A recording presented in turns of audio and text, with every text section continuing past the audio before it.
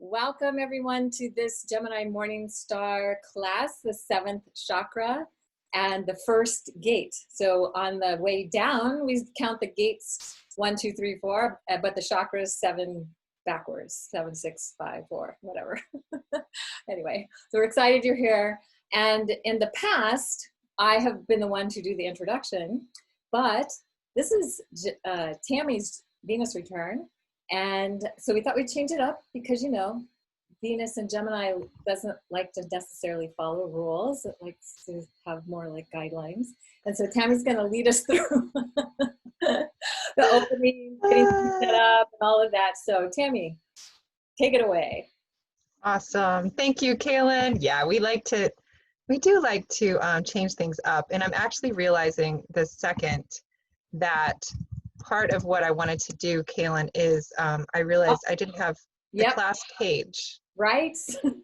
So I'm looking for that really quickly. I'm going to find that.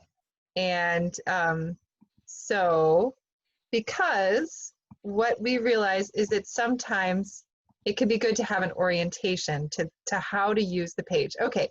And we do have a number of new people that have it, and we've also, over the years, we started out doing it one way and we've been evolving it into different ways, and I really like how we do it now. Yeah. Way less complicated than it used to be. Right, it's all in one place. So just to begin, I just wanted to say that the way that this is going to work is I'm going to just go through a few logistics and then open sacred space, and then we're going to dive right in. But before we do that, just to really just say how exciting it is, and I know Kaylin feels this too, that we started to feel all of you arriving. And as I was seeing your faces, and I see Emma, and I see Paula, and I see all of these beautiful faces who have been with us for so long, and all the new people who are coming in, it's just so exciting to be with you again, and to know that we have this beautiful community to come back to. So what I'm going to start with now is to, just for anybody who's new, or even if you've been doing this for a while and you're you might get a little confused sometimes. Does everybody see the class page? Yes. Okay, great. So just really briefly, when you're orienting to the class and the class page, basically right up here at the top, you're going to go and you're going to see where all the classes are, and then also the exact date of the Venus Moon conjunctions, just so you can work with those ceremonially. So if we have any changes, then we'll let you know about that. Also, just to let you know, because it might be easy to miss, if you want a document that you can print out that shows when all the Venus gates are, that's this document right here, which Kaylin has been so kind to put together for us. And this basically just lays out all of the dates. So, and that again is right here. And so if you want that to access and to look at in advance what's going on, that can be helpful. So then the Zoom link, you know, we're going to use the same Zoom link the whole way through. So you can always find it on the class page. It's easy to get to. Also, if you are not yet in the Facebook group, you can friend me or Kaylin and we'll add you to that. And there's a lot of Let me just say something really quick. The link there will work if you've been invited to the page. Right. If you haven't been invited to the page, it won't work. So you need to friend one of us or both of us, and we'll get you added. And then when you use the link, it'll take you there. Absolutely. Because it's a private group, and so it won't. You can't see it. You can't go there unless you have an invitation. Right. Yeah. So be sure and friend us and let us know, and we can add you as ASAP. So then Venus Buddies, we also, you know, some people prefer to do this on their own, and that can be really powerful. But Kaylin and I have found over the years, and many others, that it can be so wonderful to have a buddy that you could do this work with. So I was going to select the buddies yesterday, but there are a couple of people who are in a little bit of question, and also there are a lot of people jumping in now. So I've decided to wait until tomorrow. So if you're new to the class, you want to have a buddy, you can go ahead and you can add your information to that page. Kaylin, do you know, that's on the welcome page, isn't it? I think it's on the welcome page. It's definitely in the email, and it'll be in the email that goes out once the video's been posted. Yeah. Okay, great. And so then you can, you know, by tonight, you can let us know if you want a Venus buddy. If you can't find that, email us. But ideally, you input your information, and we'll select the buddies. for you. I will do that. So, okay, and then there's this Venus bonus content. Of course, that's also easy to miss. This is some really wonderful content that Kaylin put together that includes her telling of the Inanna descent story and other information about the larger cycle that can be a good basis to kind of start. So then the way that this will work is that every class, of course, represents a chakra. So we are going to now, in a moment, I'm going to click on this and show you, every crown chakra gate has different links and different resources. But also, again, if you're new, then we recommend that you go ahead and start by watching this initial video. And that this video will describe for you how the Venus cycle works, how it connects to the Inanna story. And then it's really actually very, very helpful as well to go through the ceremonial considerations of how to get the most out of this journey, because all of this we used to do in the context of our class, but now we've left it to a lot of it to this video to go through and talk about things like, how do you create your own Venus altar? What might be some ways to work with Venus and the moon in the morning and evening sky? What are some ways to look at actually engaging this cycle that might be most empowering for you? So that's how to keep a Venus journal. So it's not a very long video. I think it's 49 minutes, but we recommend that as well. And then we also have several videos here of the Gemini Venus retrograde, where we talked more about that kind of as an introduction. And there's a little bit more about that here. So we've done a couple classes if you want to watch those that also build up the energy around this cycle in particular. And then Kaylin also added some fun songs, The Rainbow Connection from Kenny Loggins. It's fun that we get to begin to already kind of activate this Gemini magic. But this is a lot, we realize, right? But this is something you can do over the course of months, so you don't have to do everything today. We do, however, recommend, if you can, to begin the journey within the first month or two by tuning into your chakras. And that's a guided meditation I've created where basically it takes you through a meditation to check in and see what's going on with each of your chakras. And that's a good way to kind of a baseline practice to start. And then we have the introduction to the Venus temple and guided journey, which is something that we will do over the course of this class. It's an actual place. It's a place in the astral planes that we have created over many, many, many classes and with many, many of you. And then the sky temple is the other guided journey that we go to in most of our classes. So those are journeys you can take. And then Meet Your Grandmother Guides is also one that we really highly recommend that you take this guided meditation before you start, because the grandmothers have guided all of this work. It's not a very long meditation. It's really potent.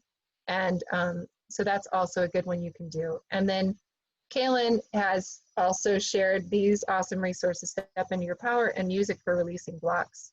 They're fun to dance to, especially if you're feeling like you need an extra boost. And the Step Into Your Power is a 5-minute song, and the Releasing Blocks, I forget how long it is, but it's just, you can move to that to help you release blocks, especially when Venus and the moon are together. Why not? That's nice. That's awesome. And we started in our last couple of classes using a little bit more music, and we might experiment with that more because it's so essential. Gemini can go into the mind so much. And these are some intense times we're living in. So to do the somatic work and to move into the body and move the energy is so essential. So it's good to have these you can go back to. And if we think about Gemini as the troubadour minstrel, song has always been one of the ways that Gemini told stories. So, absolutely. Yeah. So we'll add more. Definitely we'll be doing more along the way. Definitely. Yeah, but that's just kind of a start. And then, of course, every time we have a new class, you're going to click on that chakra. So now it's the crown. Next time it'll be the third eye. And then you'll have the page here where we have the PDF that you can look at that later after we're done, or you can look at it while we go. And that's what Kaylin's going to be sharing right now. And my screen's doing weird things. But okay, so in any case, that page will always have that PDF, and it also will also have the round. Okay, and then also we'll have a video. A video that just goes into the chakra gate, no matter what Venus cycle we're in.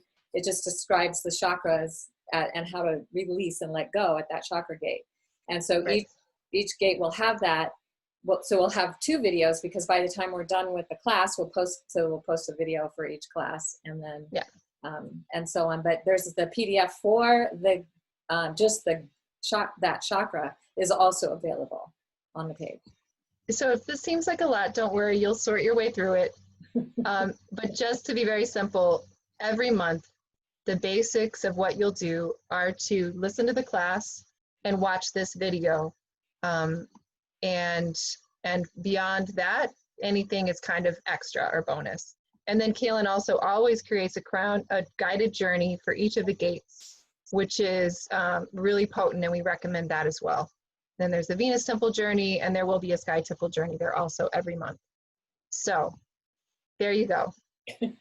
That is our class page, and hopefully it's not too much, but again, this takes time to unwrap. We have 8 months together. If all you do is listen to the class and the guided meditation, that's awesome, but you got to start somewhere. So now that we're here together, maybe it could be a good time for us to just to know, first of all, just in terms of Zoom, you can make this speaker view or you can make it gallery view in these moments. So speaker view makes it so that you just see me. Gallery view is so that you see everybody in the circle. It's just a little bit of housekeeping. So, okay, so we're here and we're so glad to see everyone in the circle. And so let's just take a moment to open sacred space and to ground and center. So let's start just by feeling the soles of our feet on the floor and taking a couple of good nourishing breaths.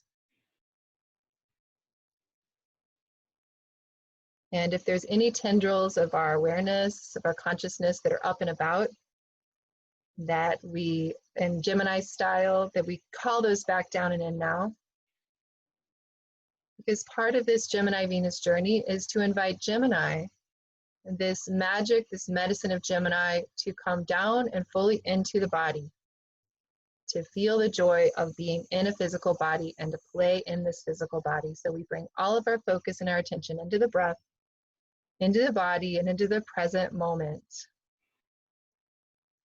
And as we do now, we begin to feel the sensation of warmth at the center of our chest and our heart.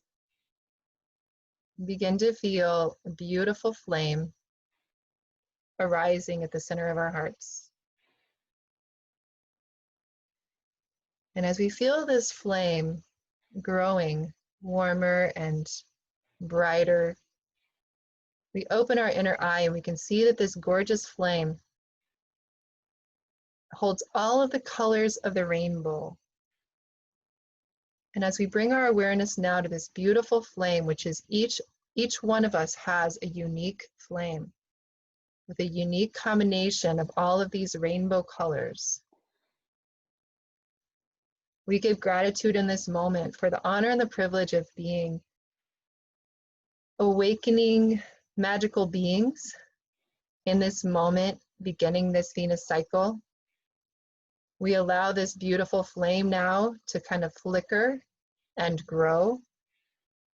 We feel how that sensation of warmth at the center of our chest is just growing and extending through the remainder of our body. And that this rainbow light, which is flickering and growing, we see it with our inner eye, that it is growing and filling every part of our body with a rainbow light, shimmering, cleansing, clearing, activating, joyful rainbow light. And we feel that fill the center of our chest. We feel that extending down through our core, down through our legs, and down to our feet, this rainbow flickering light. We feel it also extend up into our shoulders, into our necks, into our heads. We feel that rainbow shimmering light also extending now as it fills every part of our body down to the very cellular level. We now feel this rainbow light extend outward from our bodies. And we feel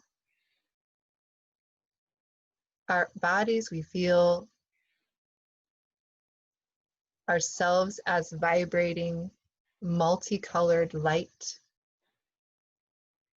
We feel the way that any heaviness, any constriction is softened, is lightened, and is brightened in this rainbow light. We take a couple more deep breaths. And in this moment now, seeing and feeling that it's as if we are in a circle, and you're looking around and you're seeing, you may even be holding hands with two of your Venus companions.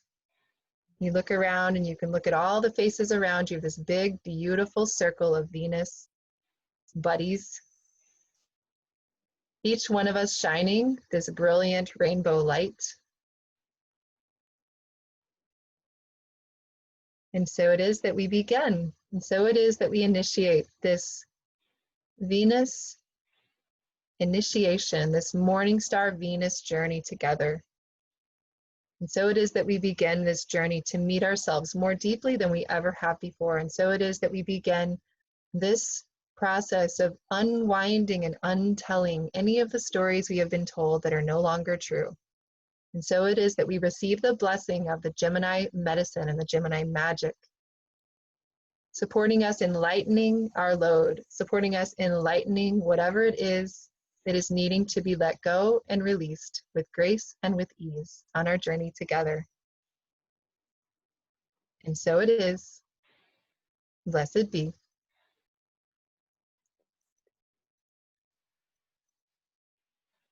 And now Kaylin is going to take us even a little bit deeper in initiating this journey with an invocation to the Rainbow Goddess. So I invite you just put your hand on your heart. I just relearned this again. But when we touch our heart, we activate the gamma waves of our brain, and that connects the heart and the brain together and allows for greater creativity and connection. So here we go. Beloved rainbow goddess of magic and mystery, you who are authentically living your true divine essence, O mighty one, aligned with divine authority and divine guidance, thank you for helping me to release all that is in the way of accessing my own inner divine knowing. Thank you for your guidance, support, and assistance in helping me let go of what no longer serves. You who are filled with the power of heaven and earth, mighty in your message of playful, creative expression, mighty in your willingness to be a divine messenger, thank you for guiding me to release all the ways I feel distressed, frustrated, depressed, hopeless, and/or afraid. Great, wise, and powerful goddess of sacred play, guide me in wise, inspired actions that further radiant health and well-being. Releasing all the habits and behavior patterns that leave me feeling exhausted, out of balance, uninspired, critical of myself and others. Help me to release the burden of all the ways I do not fully trust myself, know myself, or remember my true divine inheritance. Thank you for your assistance in this potent journey of surrender and release. It is done, it is so, and I give thanks. Blessed be.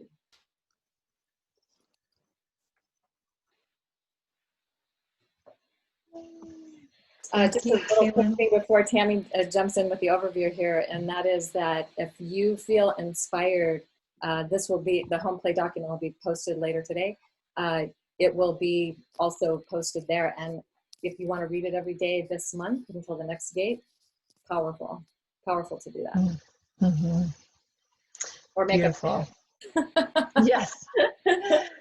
That's amazing, always amazing, but that one is very potent. So also to consider that, you know, this is something we say in the ceremonial video, but we always also like to tell people that there's no way to do this journey wrong, that we are we are each going to do this in our own way. And while it is true that the more time you really devote to this, the more you're going to get out of it. Again, this is a Saturn-free zone, especially with Gemini. And so we are really in this together, and so we understand, again, at the most basic, that we're coming together for these courses, and even just this is a potent initiation in and of itself. So just before you say something else, yeah. I just want to say, for anybody who doesn't know what a Saturn-free zone is, it means it's a zone free of judgment. We are not here to judge you. We are not here to, say, oh, you didn't do that, or, or you've only done this, or, oh, wow, you've done all of that. Like, now you get straight A's, or you don't get a passing grade, whatever that's about. We are a Saturn-free zone. We are not here to judge anybody's experience. We're here to just celebrate and support you in whatever way we can. Absolutely. Yeah, and Gemini's into that. So at this first gate, we will be, over the next month, we are going to be collectively beginning our 8-month-long meditation on the mysteries of Gemini and removing everything that stands in the way of a connection with our crown chakra. So we begin with this introduction. We're going to now go into breakouts here in a moment. Then we're going to talk about the Gemini Coyote Meta-Goddess, dismantling old stories, the heroine's journey, night sky magic, releasing at the crown chakra, celebrating our weirdness, and then home play. So we have a really full day for you today. So I think we are going to go into breakout group now. Yes. And Kaylin, do you want to talk a little bit more about the protocol for that? As that was something we really wanted to share with people as I'm preparing to put people in groups.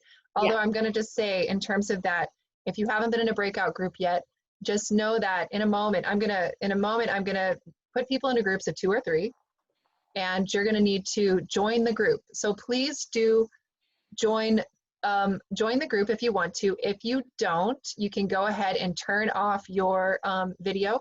If you want to skip this part, that's okay. But we do highly recommend that you go ahead and join. And then we're going to be in this for about 8 minutes, and then we'll close the group. Okay. Yeah. Go ahead. So basically, this is our first time together, and so what we just want people to kind of start to get to know some of the people in the group. And you might find yourself with someone you already know. That's fine too. But maybe get to be with somebody you don't know, and that's pretty cool. And what we're really the intent here is to just introduce yourself and to maybe share a little bit about yourself and what drew you to the journey, and just whatever you want to share. And the other person's job is just to witness, and then they share, and then we'll come back to the main group and we'll proceed. So I see that I have a join breakout room. I will see you there.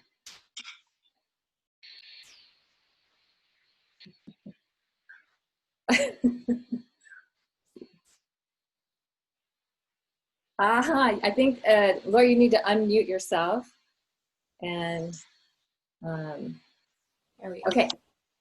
Hi, everybody. Okay, so let me just tell you that because I'm recording this session, you're being recorded. Just so you know, trying to be, transparent here. So, anybody want to start? Because I've definitely had plenty of time to talk already. I'll start. Somebody has to, right? My name is Susan Mobus. I live in Portland, Oregon. And I guess it was just divine synchronicity that brought me here. I've just been letting my life unfold. And there have been a lot of synchronicities. And this time with COVID has allowed me to dive deeper and deeper into that. And I've sort of had a series of different things that my body and my psyche and my soul and my heart were like this. And so there were a lot of synchronicities with this class. And I haven't done anything with shamanic astrology in a class-wise. I've been on the mailing list and I have the book and I do my own inner work with it, but I haven't done anything like this. And then all of a sudden I saw the email and there was all this stuff in my collage behind me that started to connect other dots. And I was like, oh, yeah. So I just joined for the whole thing, the descent and the ascent. I was like, I'm just and I'm, yeah, in a place where I'm letting go of technology, but this is like, okay, once a month, I can do that and be connected. So anyway, it's interweaving and integrating and synthesizing a lot of things for me. So I'm really excited to be here. And that was long. My intention is to bloom. I'm a late bloomer, and now is the time. So I am blooming. And yeah, so just continuing to follow my process and all those synchronicities, and I'm happy that this is part of it. I'm really excited. Thank you so much. That was beautiful. I'm inspired. Good.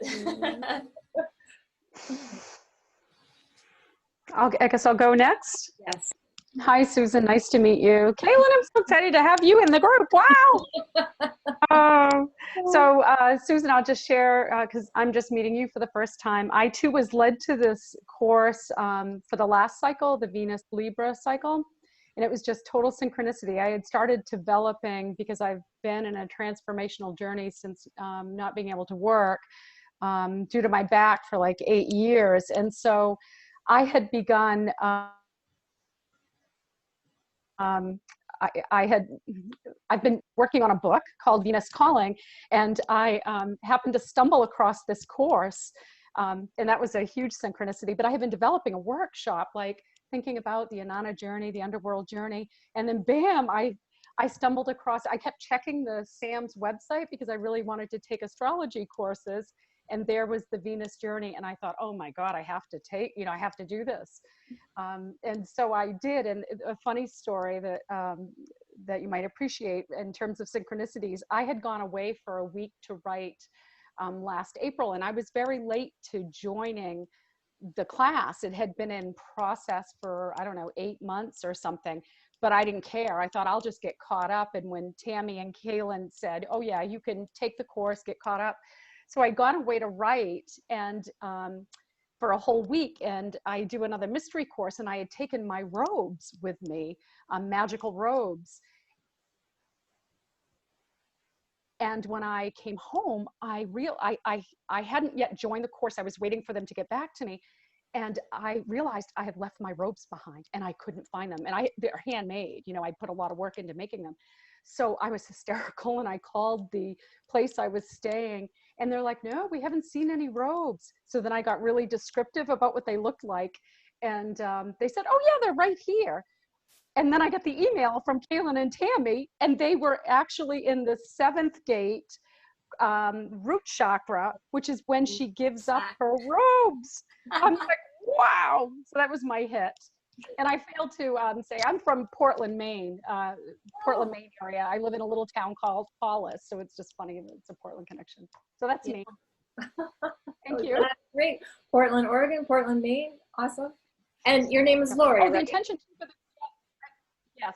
Yeah. My name is Lori. And the intention for this class is my moon is in Gemini. I'm in my 7th Venus return, and my meta goddess, the Venus that I was born under, is Gemini. So it's and we just came out of the Libra, which is my natal Venus is in Libra. So so I'm really hoping to step fully into my creative self through this.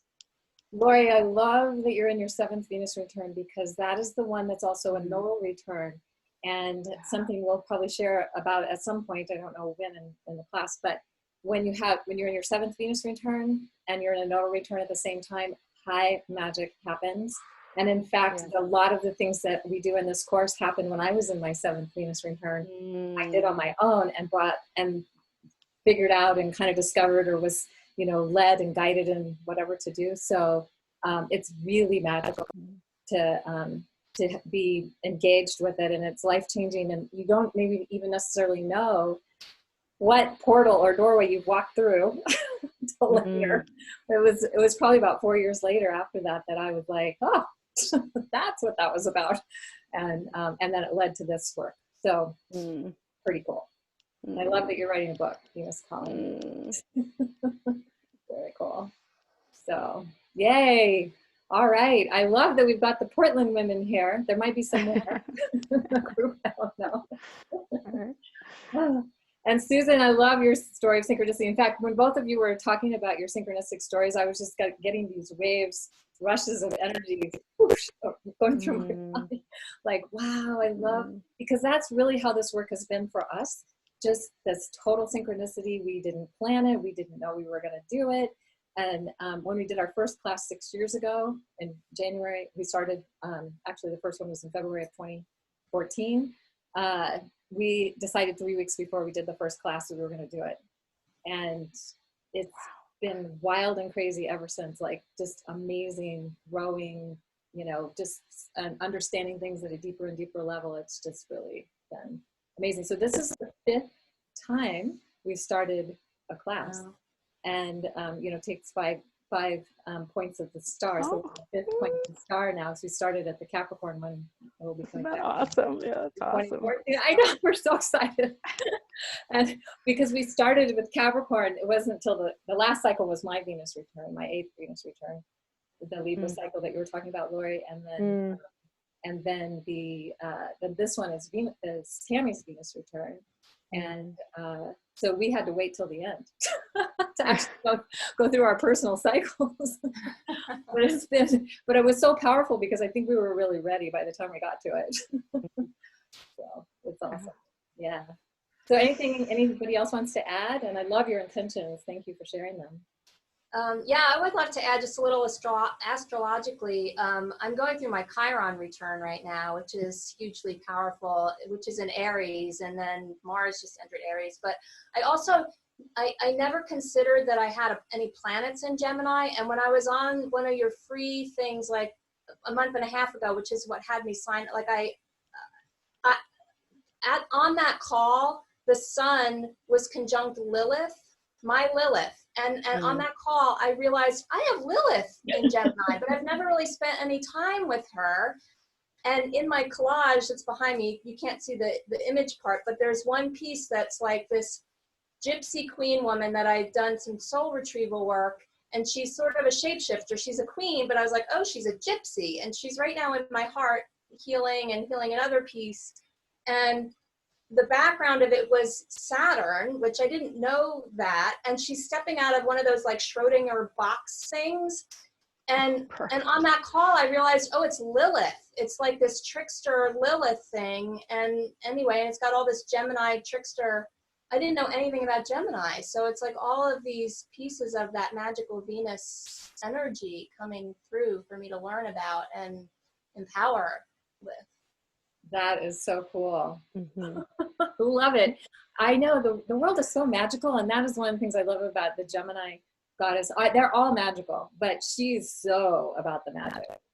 Yeah. Very cool. So thank you for sharing that. It's really cool. And I hope that inspires other people who will then be hearing this recording to really invite the magic, just to be, you know, those synchronicities, that magical piece to really be a part of this journey for them. So yeah, very cool. So it looks like we've got like 13 seconds for being called back to the main room.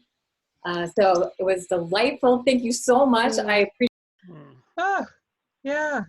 Oh, well, so fun to see you. Yeah, great to see you too. Hi, Peter Klein. Hi, Shelley. Well, that's Diara. Oh, it's DR. I'm sorry. I saw Shelley waving, and I just heard a voice. Oh, Oh, there's DR. Okay, sorry. It's the Brady Bunch mosaic I'm looking at here. It really is quite something. Wow. Here we are back at 50. What a great number. So fun. Wow. So great. Yeah. All right. So then we need to go back to my screen share. Okay, great. And I'm going to go ahead and mute everyone, and we can unmute ourselves when the time comes for that. I'm going to unmute you, Kaylin, immediately too. Okay. Okay. Okay. Can you hear me?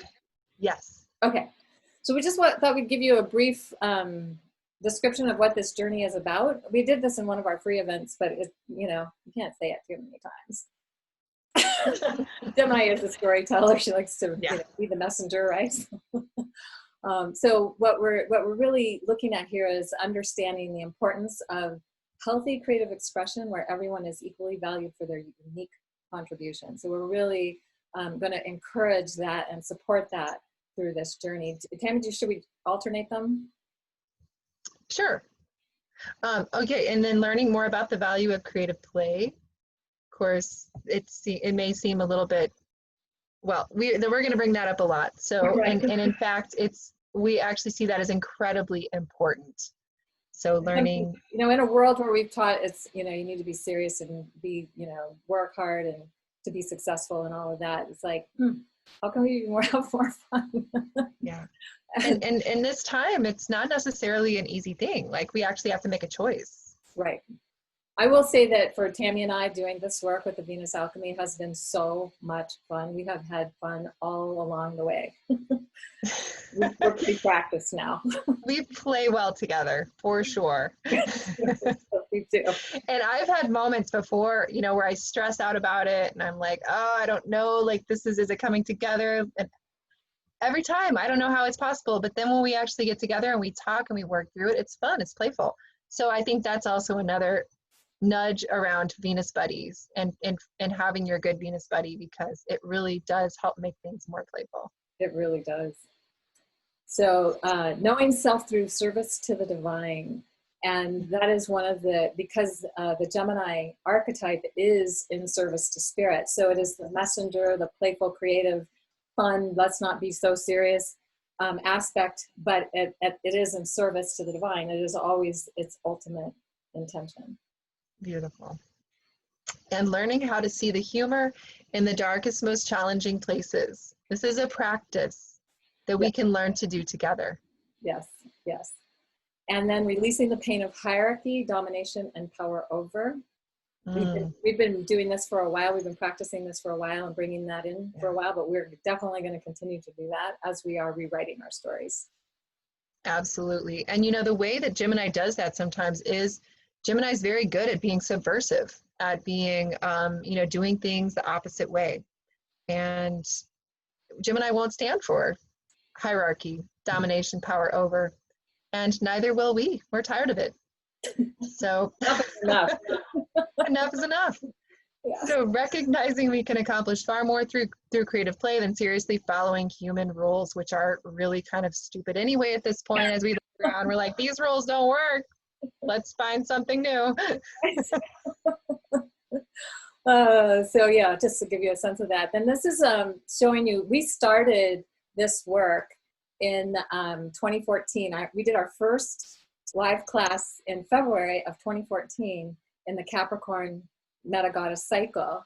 And then we went to Leo, and then we went to Aries. Next time it'll be in Pisces.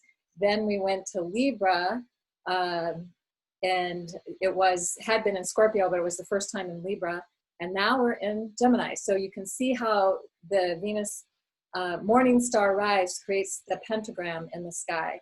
So this is just for any of you who haven't seen this before or didn't know that this is how it works. We just want to make sure you have this piece as a background for understanding where we're coming from. Awesome. So part of what we are invoking is coyote medicine. That comes with the territory with Gemini. And again, in times of great authoritarian control and power over paradigms, which we really see around us now, Gemini medicine's needed to wake up, claim our personal and collective power, and choose a new and untried path forward, because Gemini is always willing to try something new. It's always curious. So Gemini is of the people, for the people. It's a pretty populist sign, and I mean that in the positive version of populist. Never bowing to authority or the status quo, ever, ever, ever, ever. The Gemini Meta Goddess awakens within us wily, wise coyote wisdom, knowing how to subvert and turn on its head any and all power over dynamics and control dramas. There's a mischievousness, there is a cunning, and I mean that in a positive way because we need that now, that Gemini invokes in us. So aided by Mars in Aries and Pluto square Eris through much of her morning star phase, she is a rebel truth teller exposing lies, corruption, and falsity. And that might live inside of us as much as it lives outside of us. So she's gonna bust those lies. She's coyote woman, trickster, heyoka, turning an upside down world right side up again, unwinding the unfairy tale of separation into a true story of togetherness. I love the unfairy tale. How Gemini is that? Right? Right? So And it's so fun. Kaylin and I both, and this is something that we have noticed in this collective circle. Everything we do is much more powerful because we do it collectively. We're going to start dreaming together in some ways. We're going to start seeing similar images and visions because we're creating a collective field.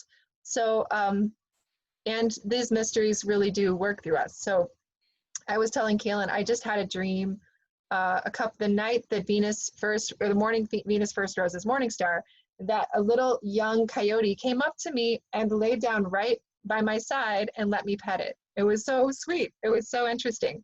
And Kaylin, right? You've been seeing coyotes too, right? Oh, everywhere. Yes. I've been on my morning walks, and they're taking long moments to look at me. One was running down the road ahead of me. It would stop and turn and look back. And then it would run a little further. Then it would stop and turn and look back. And this went on for it felt like 5 minutes. I was like, oh my God, coyotes are talking to me. Yeah. Yeah. So literally invite coyote medicine to support you on your journey. So the Gemini Meta Goddess awakens within us coyote wisdom, teaching us about resilience, adaptability, wildness, the balance between sovereignty and interconnectedness, as well as how to flourish in times of change. Coyote thrive in every environment across North America, from the great wildernesses to great cities, including New York City, LA, Chicago. They're everywhere. They're incredible. And I love this story that when ranchers try to exterminate them with poison and other means, they actually have larger litters. They remain. They are powerful, potent survivors of whatever circumstances they find themselves in. And no matter how difficult life is, they always sing. They each sing their own song and they sing together. And when they sing, when you hear them howling, often it's a way of greeting each other. So when they're coming back together after they've been apart, they greet each other through song and through howling. So they are gregarious, and they love tribe. They're extremely loyal, mating for life, which, wolves have kind of had a redo in terms of how the collective see wolves, even though there's still plenty of negative feeling around wolves in wolf country.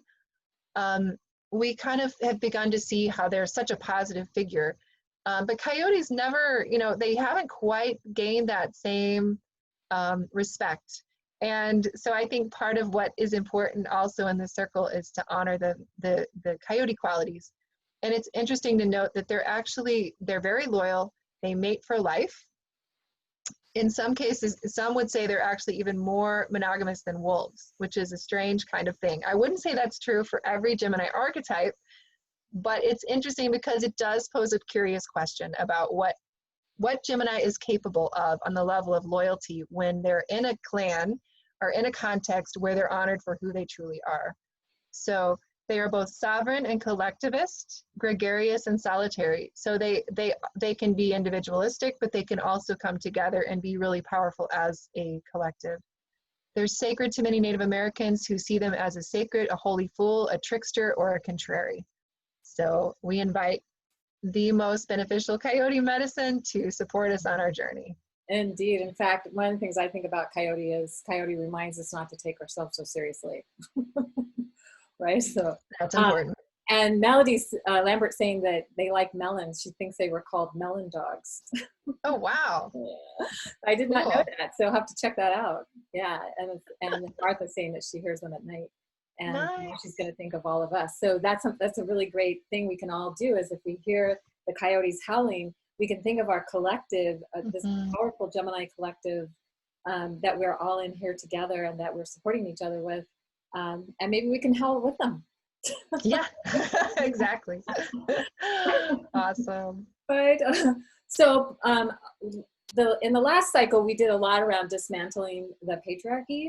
And now we're going to be dismantling the old stories that are, of course, all rooted in the patriarchy that have limited our freedom. So when we think about this mutable sign, as it's seen in some ways of looking at the astrological mysteries from the shamanic astrology perspective, it's seen as an in-service to spirit sign, as I mentioned earlier. And so basically, the rainbow sky woman has been limited in her expression over the past 5,000 years of patriarchal culture. And so this is our opportunity to really consciously, as a collective, and literally one of the things we've often talked about is how the number of us that are coming together increases the power of our intention exponentially. So, you know, it's like if 2 people is the power of 4, and 4 is the power of 8, and 8 is the power of 16, and we have 80 some people. I don't even know what that is, but I'm not going to try to do that in my head right now. just saying, we've got a lot of power that we've got here.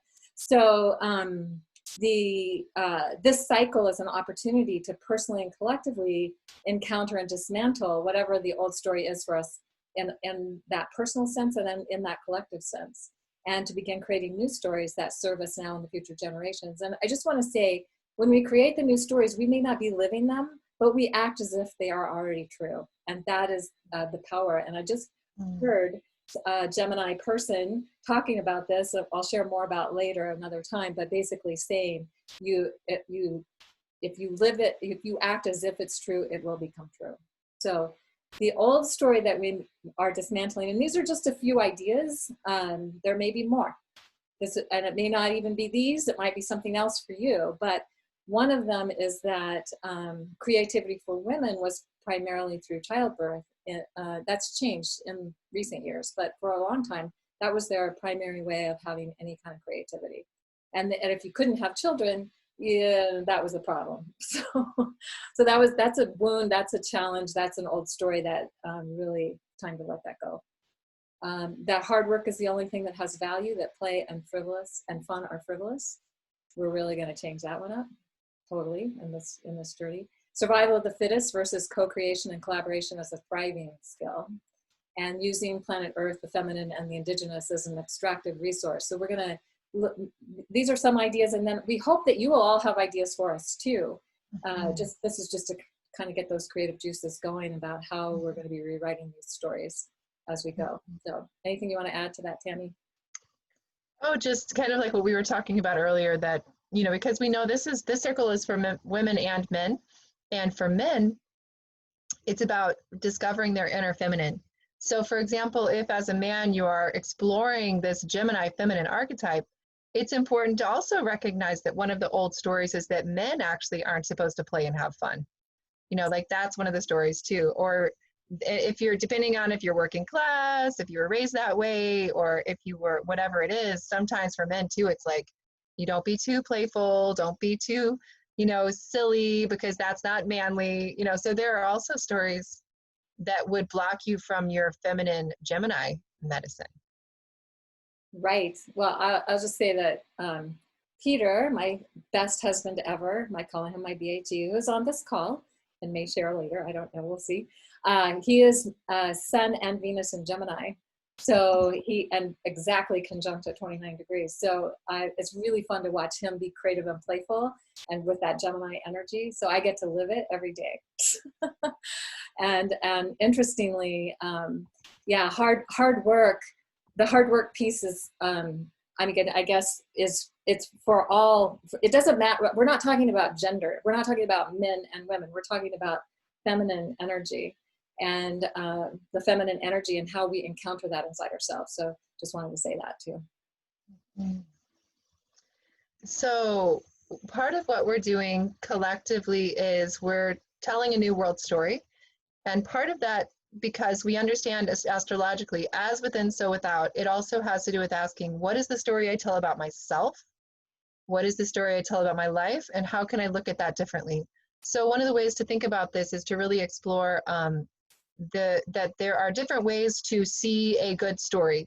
And the hero's journey, which was articulated by Joseph Campbell, has a certain kind of flavor to it that we're used to seeing in stories and in movies, which is very much about, you know, overcoming obstacles and accomplishing something in the outer world. Often that's the way that it plays out, even though there are deeper layers to it. But there was a, and I'm realizing I'm going to have to, Kaylin, I'm going to have to look this up and share this later. But there's actually a woman who wrote a book and did research to show that the heroine's journey can look somewhat different. And so part of that is to ask ourselves, how can we see ourselves as heroes or heroines, and that it's as much about the internal process of integration and of healing the masculine wound, or reconnecting to the feminine, that is going to look much more subtle in a lot of ways, but that's also our story. And how does that play out? So this is just to introduce something if you would like to play with it. And again, I'll be sharing Maureen Murdoch. Thank you so much, Zita. Awesome. Yeah. Brilliant group. So Yeah. Maureen Murdoch wrote the book, introducing the heroine's journey. So, you know, so it's to begin to also ask, what do I see as my own heroine's journey? And that's just something we're going to be exploring over the course of our time together. Yeah, and I just want to say that when I, to load this onto the website, I had to reduce the file size, and it blurred out this image. So it's not as strong as it would have been otherwise. So just apologies for that, a little Mercury retrograde, you know, something trickster going on. Anyway, so now we're going to look at some of the sky magic that's happening with this Venus moon gate and what's going on. So basically on June 24th, Venus stationed direct after having been retrograde for a little over 40 days, actually. It's usually around 40 days that Venus is retrograde. It went retrograde with this star in the horns of the bull, the constellation of the bull, also known as Taurus, but Venus went retrograde at 21 Gemini, I think it was 21 Gemini, and went all the way back through this constellation we call the bull, because otherwise people get confused because it's not in the sign of Taurus, the seasonal sign of Taurus, it's in the constellation. And then stationed at 5 Gemini. So it aligned with Aldebaran, it went past Aldebaran, then went retrograde, and this coming back to be with Aldebaran again. It rose as morning star with Aldebaran. But this is how far Venus went back across the sky, back across the stars of the sky, just to give you a sense of that. And so on July 11th, Venus will be aligned with Aldebaran again, and is basically within range from May 30th to July 22nd, meaning that when a planet is within a certain number of degrees of Aldebaran or the Pleiades, certain stars are called Bohemian stars, magical stars, the stars of the alchemists, then that energy of the planet helps magnify the power of the star. And we're going to look a little bit more at what Aldebaran's about in a moment. But that's the reason why we are looking at these dates, because it's quite a long time due to the retrograde of Venus. And then also Venus rose as morning star with Aldebaran. So yeah, so this is interestingly, if you see Orion's belt, and again, this image got kind of blurred out a little bit too, sorry about that. But the image of Orion's belt, you can take a line up to the Hyades, and so this little V-shaped thing of stars here is the Hyades, and this is Aldebaran on the end of the V. And then it also kind of points up towards the Pleiades. So there's this direct line that you can see. And somebody was saying, I think in the Facebook group, that they saw Aldebaran this morning or in the last few days or something. So that's exciting. We've had a lot of smoke and I've got mountains in the east, so I haven't seen her yet. But seen Venus, definitely she's easy to see right now. But you can see Venus, and Venus will be again within 6 degrees of Aldebaran until July 22nd, but 10 degrees until July 27th. So this is a powerful time, and to just connect in with this particular star, one of the 4 royal stars, Watcher of the East, and the eye of the bull has to do with our perception and how we are seeing things. So we could imagine that this star is a light portal to the mysteries of the mind. And I love this symbol. This is the symbol that the Hermetic Kabbalistic symbol for Aldebaran, that a man named Cornelius Agrippa, he wrote a book called Occult Philosophy, and it was published in 1533. And this was the symbol that showed Aldebaran. So just something for us to know about.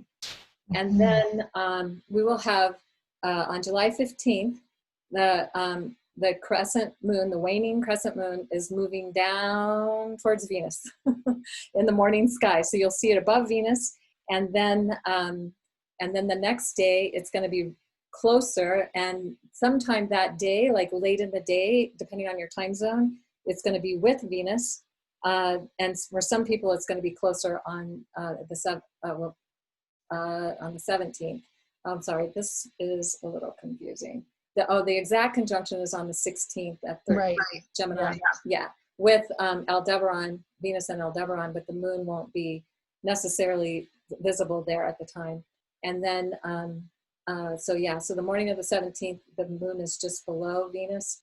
And then, so if you get a chance to see that crescent moon coming by, this is why we want to make sure you have an understanding of what's going on in the sky, because you can go out and just, if all you do as a ceremony is go out and witness the Venus moon conjunction, that is powerful, because you're opening to receive that light energy, the light codes that are being beamed to the earth. The moon amplifies whatever Venus is sending us, and it's really close to Aldebaran, so that is amplifying that energy as well. So just to get a sense of what's been going on April 3rd of this year, Venus entered what we call the sacred hoop of stars when it passed through, literally through the Pleiades, something it only does every 8 years. And then we're going to have July 16th and 17th, the Venus moon conjunction with Aldebaran. And then on July 31st is when Venus returns to where she was when she's stationed retrograde. So some would say then she's moving beyond the shadow of the retrograde degrees. And then on August 5th, Venus will be with the North Node. And when Venus went retrograde, the North Node had just entered Gemini. And this is something that hasn't happened like this in over 56 years.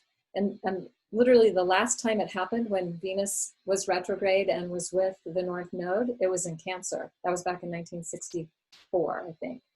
And then in 1965, Venus and the North Node caught up in Gemini. So every 56 years, Venus and the North Node come back to a starting place. So if you are happen to turn 56 during this Venus return, you are also in a nodal return. And it's considered one of the most magical times. Like, timing is everything. So this is a really powerful time to be working with this consciously, and to be creating your intentions, and to be seeding things and putting them into place. And I will tell you that in my age 56 Venus return, I worked it by myself, because we weren't doing this work then. But everything that I was doing then has now become a lot of what we're doing in Venus Alchemy. And it was so powerful, and it really opened doors that I had no idea it was going to open. So I highly recommend it. And if you aren't 56 yet, right now is good practice for when you get to that Venus return. And if you're past age 56, you can still work the magic. Definitely can still work the magic. So, and then on August 7th, Venus is on the exact cross. So basically, you're seeing the plane of the galaxy and the plane of the solar system. They cross, they make what's called a galactic cross in the sky. Here's where the sun rises at the June solstice in this part of the sky for about 72 years or 144 years, depending on how you decide to count it, at least from 1962 to 2034. So when we had the last solstice, June solstice, a couple of weeks ago, this is where the sun was rising, and Venus gets here on August 7th. And it passes by here once each year, but it's hanging out in this part of the sky for such a long time. And then we'll get the next Venus moon conjunction, and Venus won't have moved that far past the exact cross. And basically, I'm not that good with creating the circle, but you see the sacred hoop with the cross in the center of it. This is the sacred hoop of stars. And when you're out under the night sky and you draw a circle with those stars, it looks more like a circle than what I was able to come up with here. But the whole point being that from April 3rd to September 1st, Venus is inside the sacred hoop of stars. This is super exciting and important, and it only happens that it can be here for so long, every 8 years. So it's really speaking to us about the sacred hoop. The other thing is that on August 7th, when Venus is on the cross, exactly on this cross, it's also on the hand of Orion, also considered the high man by Celtic cultures. And so when the sun would be on the hand of the high man at a seasonal shift, at a solstice or an equinox, which we have now, we had on the June solstice 2020, the sun on the hand of the high man, as well as the moon, because there was an annular solar eclipse. And they would see that as a major turning of an age. And then Venus comes along not long after, like a month and a half later, and is also there. So it's a really powerful time. That's actually the 0 Cancer point right there, because that's when the sun enters 0 Cancer, that's when we have a solstice, the June solstice. So the native people, many native people around the world have had this idea of the sacred hoop. The Lakota saw the sacred hoop of stars mirrored in their landscape. And then, you know, here's another showing you like different points on the landscape where they saw that. And they did a lot of petroglyph imagery around this.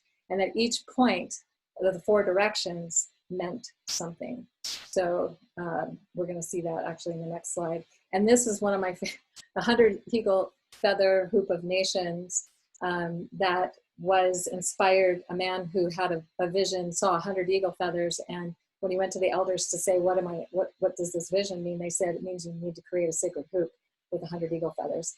And he's like, 100 eagle feathers? How am I ever going to get 100 eagle feathers? And he wound up getting them. They just started magically showing up, and then he created this hoop and did a lot of magical things with it. And we'll probably share more about that down the road. But the other piece of this is that it connects in with the prophecy of white buffalo calf women. And interestingly, when I was looking this up, it's like she is described as showing up in her buckskin dress that was decorated with sacred designs and rainbow-colored porcupine quills. So we connect her to the rainbow goddess as well. And she gave a prophecy to the people that there would come a time of great shift and transformation, and that it would be a time of restoring peace and harmony. And then she rolled on the earth 4 times. She changed color each time. So that's why the sacred hoop has 4 different colors connected to it.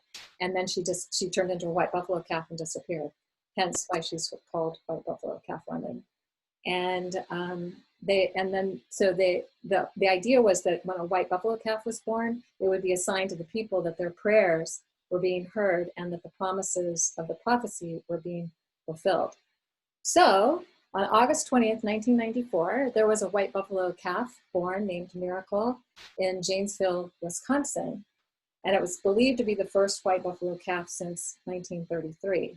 So it had been a long time since they'd had one. And part of the problem was that they killed off so many buffalo that there weren't very many left. I think there were less than 500 buffalo left. And that white buffalo calf birth only happens 1 in every 10 million births. So to have one born was like a 610 million to 1 possibility. So that was the first one. And I remember being super excited when I heard all about this. And I was like, oh my God, this is so cool that this prophecy is starting to come to fruition. Well, then sometime in the late 90s, I was in Flagstaff, Arizona, and I got to go see where there were 3 or 4 white buffalo calves that had been born to this one property, this ranch in Flagstaff. They actually moved all of them, but now, so that was like since the late 90s. Now there's at least 20 white buffalo that have been born, and they're living in Oregon now.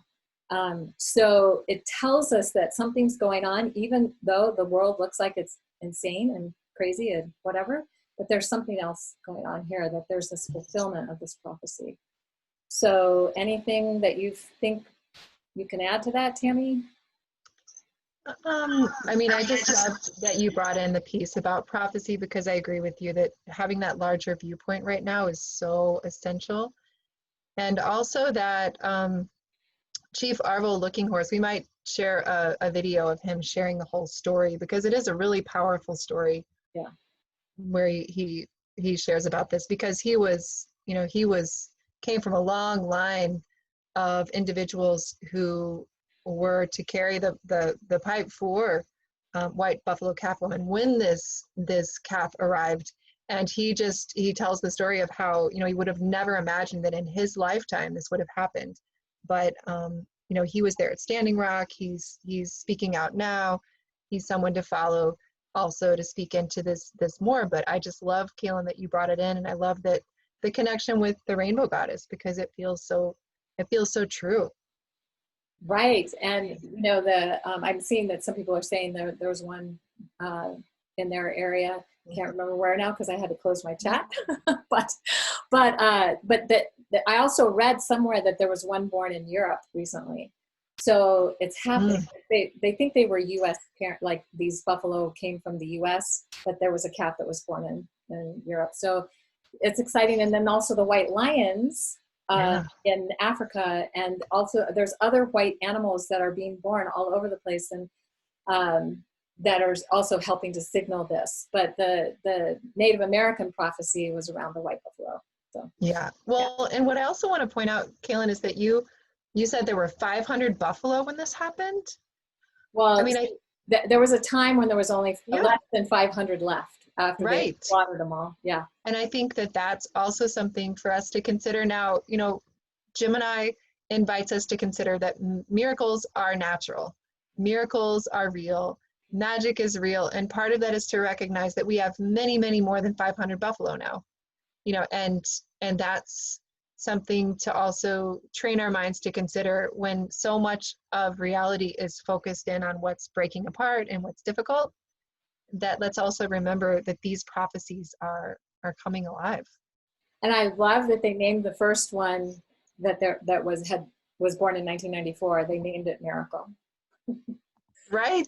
Because it was a miracle. So yeah. So part of this is connected to the the whirling rainbow prophecy. We're going to look at that a little bit more. There is a video that Tammy showed when she showed the class page on the whirling rainbow prophecy that was recently posted, like in June, with John Dumas and somebody that he was working with. He's playing the flute and the didge and some other things.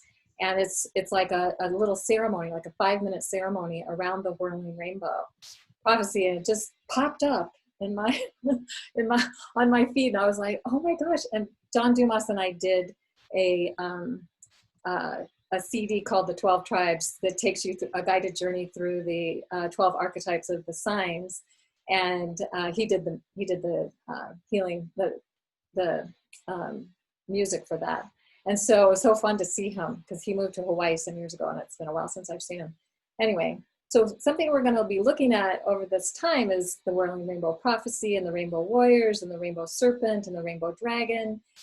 You guys might know that there's, you know, our rainbow light body, our the rainbow goddesses. If you know of any of these things that you can turn us on to, we want to be able to bring this in over our time together.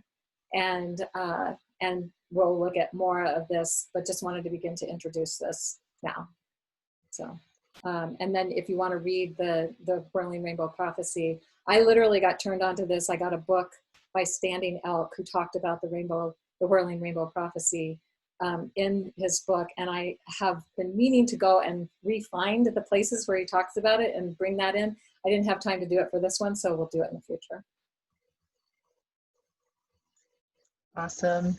So at every one of these gates, we will offer for you questions that you can work with to more deeply, to make this more of a meditation on your own personal life. So at the crown chakra gate, offering the Gemini metagoddess, the Gemini metagoddess is free to believe what's true in her heart. She hands her authority over to no one.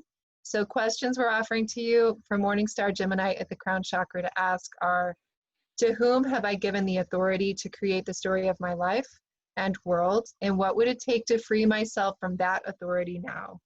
And how would my life change if I did that? Could be an added aspect. Where have I given others the authority to limit or shut down my most enjoyable and fun creative expression? And what would it take to free myself from that outer authority now? So those are just a couple of questions that you might choose to play with over the course of the next month. Maybe they'll inspire other questions. Yeah, maybe get better ones. Right? Something you really want to work with, whatever it might be. So many of you may know of J.P. Sears. He is hysterical. He is so Gemini. And this video came across I don't even know why or how. It's like one of those magical synchronicities, right? From a TED Talk that he did back in, I think it was around 2017, 2018, called Saying Yes to Your Weirdness. And I highly recommend it as a way to just have some kind of playful fun with this. And some of the things he talks about is how, how our trying to be normal keeps us from being who we really are. It's like gets in the way of that. And that he says, the disease to try and fit in or be normal affects 90% of people, and the other 10% are in denial. Of course, I was like, yeah, that's probably true. Yeah. And he's like, and the way he delivers these things, such a straight face, is just so good. Anyway, so the whole thing is about weirdness, and he talks about uniqueness. But when we're not bringing our weirdness to the table, then we're not bringing ourselves to the table. And he says when we're being normal, that's how we're rejecting ourselves, if we're trying to fit into something. And so he said the cure for normal is your weirdness. So good. I hope it's like a 18, 20 minute, maybe it's a 23-minute video. I hope you get a chance, and I did post it on the class page so you can get it. But it is about, he says really your life purpose is to give yourself permission to be the miracle that you are, to really express your unique weirdness.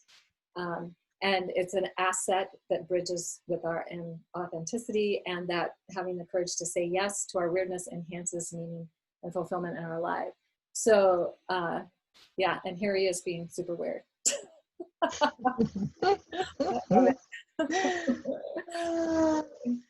Awesome. So what we recommend for home play in these cycles is this is the moment where you can really begin to build your Venus altar. You can get started on your Venus journal.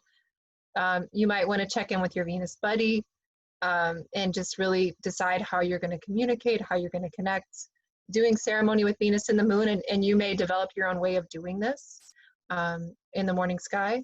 Meta Goddess questions, whichever ones really resonate for you. You might also do the chakras meditation that I created, and Kaylin's guided meditation for the 7th chakra, releasing the crown chakra meditation. And it can be nice to also introduce yourself on Facebook, or if you're not on Facebook, you can send it to us, so that you begin to really use your voice, as this is Gemini after all, to share who you are and begin to really bring yourself into the circle more fully. And so if you do, you might choose to share your name, what brought you to this Venus class, what your intention is for the cycle. I had a thought and it just flew away. Oh, I know what it is. So one of the things that Tammy and I have done in the past is we've taken people on a guided journey during the class, but then we wind up usually going over and not having enough time for questions and so on. So what we decided to do this time is those guided to the Venus temple and to the Sky temple are going to be posted separately. I've posted the Venus temple. Tammy's going to get me her Sky temple journey within the next day or two. Yeah. And I'll get that posted, so sometime during the month you can have that experience of those journeys as well. If you choose to, you don't have to, but if you want to, awesome. Yeah. And they are very powerful, both in very different ways, because the Venus temple journey, again, is a place we've created together. It's really a place to make offerings and to connect to the divine feminine. And the Sky temple journey takes you to, connects you to the sky and to what's happening over the course of the month in a really magical way. So, all right, so home play, we'll always give ideas for home play. And at the Gemini crown chakra gate, this is where you might want to begin telling the story of your life as you see it now, and begin to open into a more magical way of describing it. So you might choose, this is one thing you might choose to play with, is to begin writing a story about your life as if it's a children's story, that it's very simple. So you might really begin to explore, who am I as a main character, as if I were looking at myself from the outside. Like, so you might sketch yourself, you might make up a new name for yourself, play with it. And then who are the other leading characters in your story? So give them new names, identities, and then what's the current setting of your story? And see your world through new eyes. And then ask, what's the general plot of my story so far? And then you get to choose what that is. Think over the next 19 months, how do I tell my story, who I am, how might that change? what is the conflict I'm seeking to resolve in my story over the next 19 months? That's kind of another way to say, what is your intention over the course of this Venus initiation journey? And what is it that you're really wanting to heal and transform? And then how does this involve integration of unexpressed aspects of myself? So this is just one of the things you can do to deepen over the course of the month. And we know there's a lot. So you're going to choose what feels like a yes in your body. Beautiful. Yes. And I just heard somebody said that there was a process that they were led through.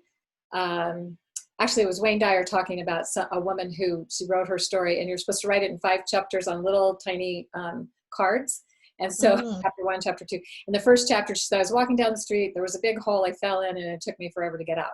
And chapter 2, I was walking down the street, I saw the big hole, I pretended I didn't see it, I fell in, it took me forever to get out. And of course, it wasn't my fault. The third time, I saw that she sees it, she's aware of it, she falls in, and she realized that it was her fault, and she got out instantly. The fourth time, she's walking down the street, she sees the big hole, she walks around it and doesn't fall in at all. And then the 5th chapter of her story is she's walking down the street, she sees she walks down a different street. That's the whole chapter. She decides not to walk down that street anymore. So that's just a really super simple way of telling your story. I was like, oh, that's so good.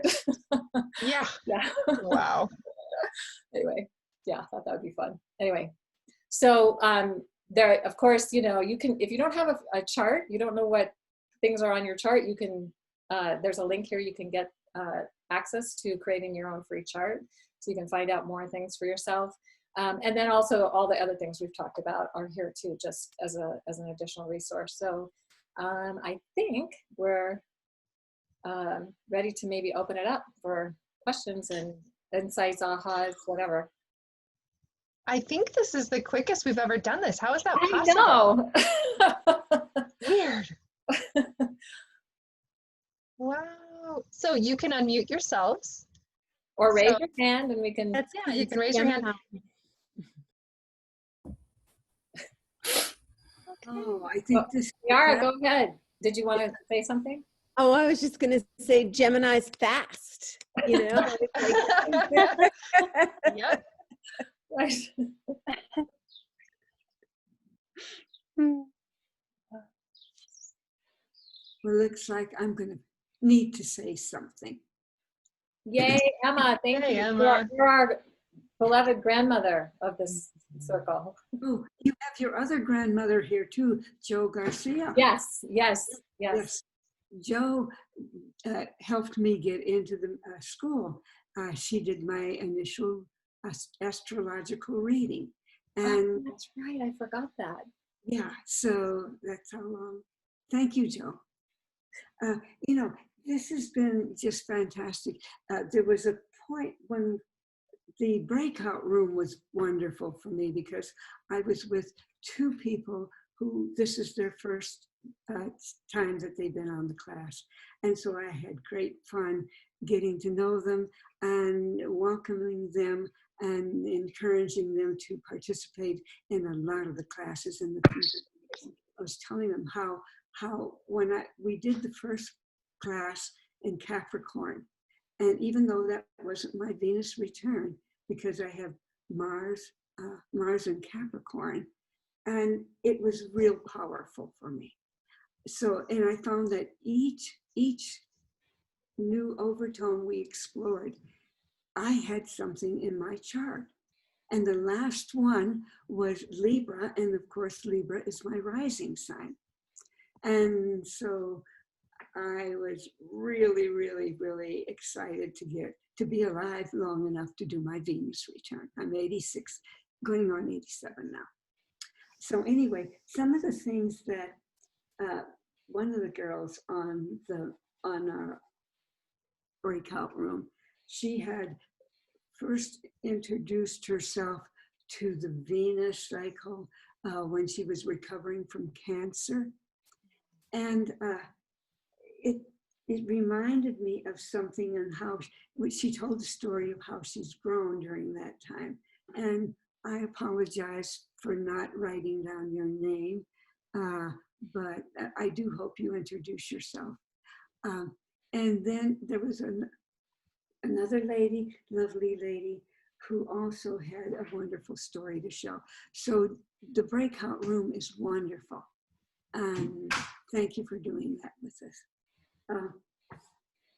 You know, there were so many things in here that were very important. I love the part of the Gemini quality of and you showed the pictures of the coyotes, and you told about their loyalty to the mate. And we have a lot of coyote around where I live here.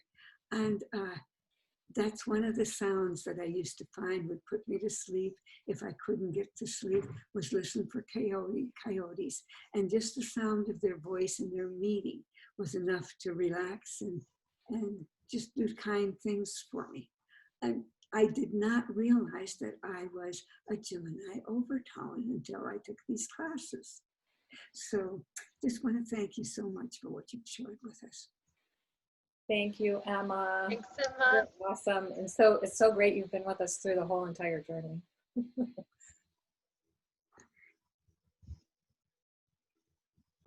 So anybody else?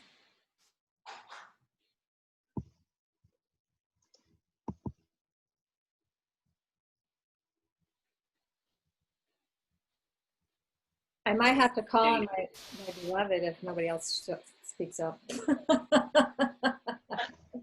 I was just gonna say how great it is to be back, and I'm not as scared this time. All the other journeys, and Tammy, I didn't get to say hi to you before, and I miss you. I recognize names from years ago, and just needed a break for Shelley. Kind of a silly thing.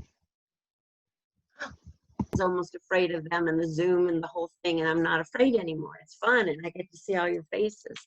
But it was weird. Today is 39 years ago. I was married for the first time. It's my first anniversary, and everything that I decided was rainbow. My bedroom was going to be rainbow. My kitchen was going to be rainbow. I had crystals in all of my windows and big arcs. So it was just kind of funny that today is the day, and I'm getting to start with the Rainbow Goddess. So I've got a lot of other things to say. I'm just so grateful to be here, more than I can say. Thank you, Shelley. Thank you so much. For those of you who weren't on before we started, I was saying Shelley's probably the person on this call I've known the longest, because we met in 1982. 38 years ago. Wow. And I love her that much more. Oh, Shelley, so good to see you. You too, Tammy. Beautiful, beautiful, beautiful. And Peter. And on the rest of you. Right. So it looks like Aloha got her hand raised, so I'm gonna unmute her. So Aloha. There's you. Hi everyone. Can you hear me? Mm-hmm. Yeah. Okay. Yeah. So I'm not exactly sure why I raised my hand. I think it's about Aldebaran.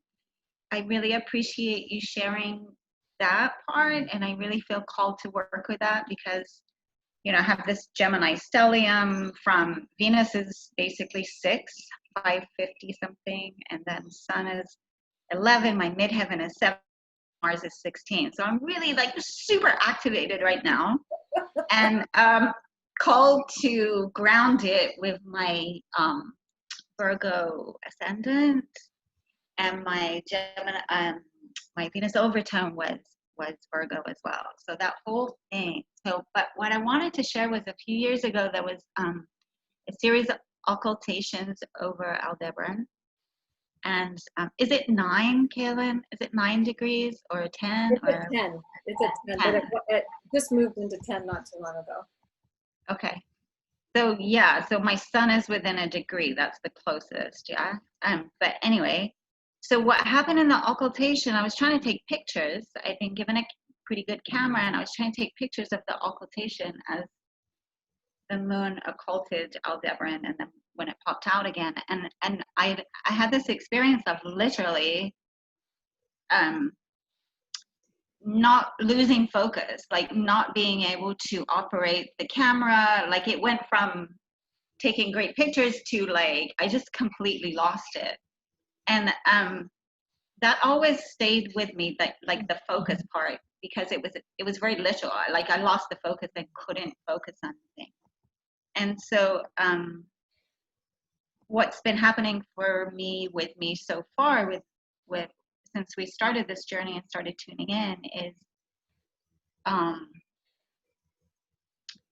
that word focus again. And I shared in my little breakout group that the image I was seeing with the first journey that we took from a celebration when Tammy guided that meditation is this crystal, and I have a pyramid crystal, the mountain here, Mauna Awakea, my connection to source, I am that crystal, and then the rainbow, that whirling rainbow around. So just like staying so focused as possible, and grounded in that focus, and so that I'm just purely connected to source in that. And that's how Aldebaran is speaking to me right now. It's like, don't go to the past, don't go to the future, just stay grounded in the present and witness what comes up. Yeah. And don't lose your focus, because I can generate a lot of and have chaos in my life, you know, Venus and Mars underworld version, and that crazy mind, and then it's, you know, it's happening in my life. And so I'm really wanting to let go and release that and just come calm and centered and focused. And so I just thought I would share that with you all. I'm really glad to be here, and I love that Emma is here. She was my buddy last time. And I loved what Shelley shared too, because I've broken through so much fear of like exposure, being exposed and seen, and through this Zoom format and having a buddy and meeting regularly. So anyway, that's enough out of me. Thank you. Love that you shared. Yeah. Love that you had the courage to show up and be seen. That is so great. And the reminder to be present. Woohoo! You are inspiring. Aloha. And that you've been with us the whole time also. I love this. Yeah. It's good to see and hear you. Mm-hmm. And then now we have Sue has her hand raised, and Diara and Sheridan. So I'm going to do it in the order that I see it here. And so, Sue? Okay. Hi. I'm in the 56 category. I'm 55 right now. I'm turning 56 next year. And I'm in the middle of trying to transition, building a body of work around women's work and women's empowerment type work. I've been working on it with the Black Moon Lilith. I think Kaylin, we talked about that when I had a reading with you a little bit, which is really fascinating. Anyway, but what's fun is I'm like, oh my God, this is my time. I got to get it right. You know, I'm all in that. And then we get this whole, oh, but we got to play. We got to play. So I totally need that reminder to just like make it fun instead of being like, oh my God, I got to, if I don't get it right this time, I'm never going to get it right. That is me. Yeah. Oh, Sue, I hear you. Thank you for that reminder. And the present reminder, that's another big one. So I just had to share that because I just thought it was so funny. Thank you, because I'm sure there's other people who are appreciating you sharing that. Yeah, it's an interesting thing about astrology is that we can use it to help us make our lives more magical, and we can also use it as another tool to think we should be doing something differently. Right? So, yeah, not to beat ourselves up, right? No. Okay, so now we have Diara. Thank you. I had a pregnant pause earlier, and I was resisting what I was being told to do. So I went and grabbed my little booklet, and I've got so much rainbow energy, but it just dawned on me in our call that the graphic that I was gifted for the spiritual diversity and education is rainbow. And it's like, okay, I've been working on this for 24 years, but its time is just coming. So I'm offering it to spirit and the group, and like leaping off the cliff with it. It may go nowhere. It may just float in the air and disappear. But it is a conversation about bringing spirituality as a conversation into the schools. So I'm just putting that out there to our Venus group, and letting the winds blow it where it may. So speaking. Yay. Ciara, it's such important work that you are seeding regardless of how it manifests. And I saw Kelly clapping for you. So, and I'm sure we're all clapping for you in some way, and definitely supporting you in that. Thank you. Yeah. Beautiful. Right. And I got Sheridan, and then Faye, and then I think and Paula, and then we're going to be done. Hi, thanks. So I got my video off because I'm like wearing all these cute, teeny little samples for this online class I'm teaching of my medicinal aromatherapy certification, which reminds me too, whites, like all the whites, like white pine, white spruce, those are all like amazing for the crown chakra. But what my question is, it follows on what Emma was saying.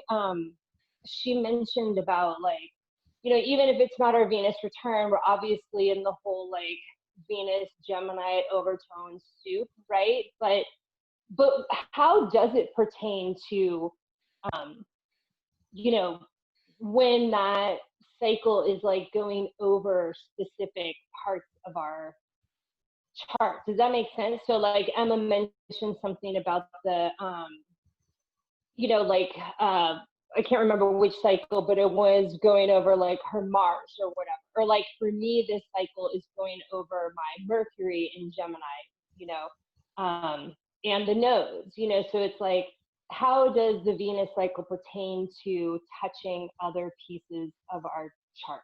Does that make sense? Yep. Yeah. That's my question. Do you want to start, Tammy? Sure. You know, if you have significant planets or points in the chart that are Gemini, you can think of it like, you know, Mercury. It's gonna be powerful for anyone to work with the cycle. But with Mercury, then you can just really dedicate this entire cycle to helping you really bring your Gemini mind online more powerfully, more potently, and also ask that it be, you know, part of what we always learn in these cycles is that there is a patriarchal overlay, or there are blocks that we might encounter in expressing the feminine dimension of this sign. And so if there's any of those blocks, you know, and you want to be able to express your Gemini mind, your way of processing in a more feminine way, maybe more embodied, maybe more full, you know, presencing with it, this can support with that. Does that make sense? That's how I would see it. Yeah, I would imagine. So one of the things is if you have Gemini anywhere in your chart, then because what we're doing here is we're taking a deep dive, and it is from the feminine perspective because it is the divine feminine goddess Venus on the world stage doing this, but it's activating it in every possible way. And so doing that deeper dive and understanding it more deeply and having intention, and as Tammy's saying, if it's with Mercury, definitely with the mind and communication, and you know, what is your creative expression, because I feel Mercury has to do with our creative expression as well. And then you add the fact that it's in Gemini and it's magnified in another way. So yeah. For me, I have the South Node in Gemini, and the sign of Gemini, which means everybody born in the same year I was born pretty much has that. So it's more of a generational factor, but I really feel this particular cycle in a powerful way, and find that I'm maybe revisiting some things of the past so that I can have a more creative, playful way of going forward into my future. So that's another way that it could be looked at. If it's on your North Node, then it's about, you know, how are you going forward? I think we always find that people find it to be very useful to work with the Venus cycle if they've got significant placements in that sign. even if you don't, it's wonderful if you want to learn to attune to that cycle and live life as ceremony. And if you have a lot of, you know, Mercury and Gemini is incredibly significant. So, and the nodes. So it lets you really have 19 months to deepen your relationship with that and bring that alive for you. Hopefully that helps. Cool. Thank you. Yeah. Thanks, you guys. Beautiful. As always, thank you. This Thanks, is Sheridan. awesome. Thank you. And now we have Faye Calloway. Hi. Hi. Kaylin, I have been receiving your celestial timing since like the late 90s, I think. And I just want to thank you so much for all the wisdom that you brought. This is my first class with you and Tammy, and I'm so excited to be here. The story of how I got here is huge, and it's immense. It's actually woven into my web of destiny, I feel. And so there's going to be a lot to that. But one thing is that you introduced me to the concept of the royal stars and the Bohemian stars. When I was in the great chamber, the resonant chamber of the Great Pyramid in March this year, I received a message while I was in there that I was to be getting keys to unlock the rainbow goddess. This was before I saw your class. And I was told that it was coming through my star family and it had something to do with great stars. And now I'm wondering what's up with Aldebaran, because my birthday is on June 8th and something happened and I don't know what's going on, but how do I find out more about Aldebaran? That's my question. I have an article that I've written about it. You can also Google it and find out more. And we'll probably be, I don't know, I mean, maybe we won't be talking about it again because Venus is going to move on. But yeah, well, we'll see what we can figure out. And if more people, maybe I'll post a link to the article and then that maybe will help you find some more stuff out about it. But one of the biggest things we say about these stars is it's great to know what people have said about them and or what even I might say about them, but it's better to know what your direct relationship is with it. So go out and sit with Venus when she's with Aldebaran and just ask for the downloads, and clearly you get them. So yeah, I had a feeling you were going to say that. It's going to be an internal communication. I'm not going to find it in the books. So damn. Well, you can look at that, but here's the other thing. Because when I've looked at what's been said about a lot of the stars, it's like depressing. Like, oh God, you know, this is death by poison, or, you know, horrible things will happen to you or whatever because you have a connection to the star. There's also some good things that say, or they'll say good things, but if you aren't doing things right, then you're going to have bad things happen to you. This is the way that, you know, that's more of the old paradigm way of looking at things, like it's good or bad. Whereas we're looking at it, what's the new story? What did these stars have to tell us now? Not what other people got about them. Right. Okay. So yeah, because I'm interested in the mythology of Aldebaran, if there is any that exists. If it's not written down yet, then I'm definitely going to ask and see what comes through. But I hear what you're saying in the sense that I feel like the mythologies have many times focused a lot on duality and the concept of bad versus good, whereas now we're heading beyond that into the integration form of the mythology. So I'm going to stay focused on that. Beautiful. Well Thank you. Beautiful. Thank you. All right, we've And got Faye, oh, go ahead.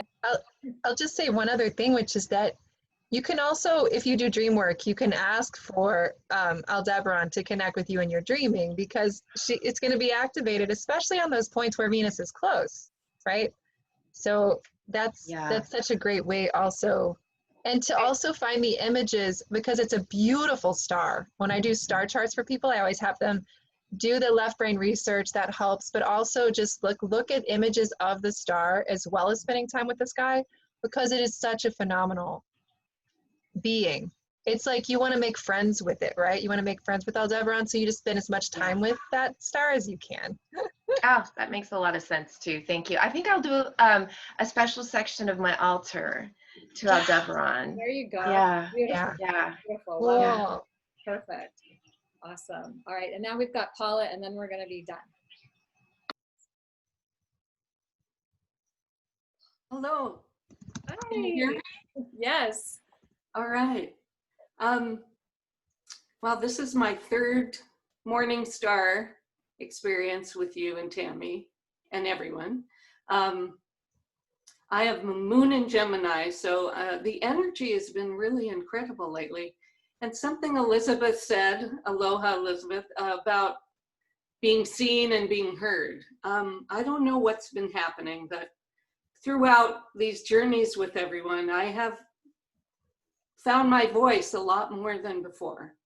And I'm able to express myself. And just recently at work, we were doing Myers-Briggs, and for the first time I came out as an extrovert, which is bizarre. That's kind of cool. That is so cool. That is like beyond cool. That, and if you had told me I would give a webinar at work for 175 people that I didn't even know and be successful and have great ratings, and I would have been blown away, but it happened on Monday this last week. And it was about virtual communication. And I mean, the topic almost taught itself, but it was so right on. And all of a sudden I feel like there's that inner entertainer, that inner spokeswoman coming out of the shell. So I don't know what's happening, but it's great. And thank you. Oh, thank you for sharing. That is so cool. That is so beautiful, Paula. Yeah. Not surprising. Sweet. And yeah, and it helps us to feel like even extra, you know, like we're doing good work here. Thank you. We all. Yeah. Yep. So I guess we're done. Maybe Tammy, do you want to unmute everybody? We'll say goodbye and and let's do that. So so thank you to everyone. Wow, what an amazing journey. So excited. Have a beautiful month. Thank you. Yes, bye. Thank you. Thank you guys so much. Rainbow love. Mwah. Bye. Thank you.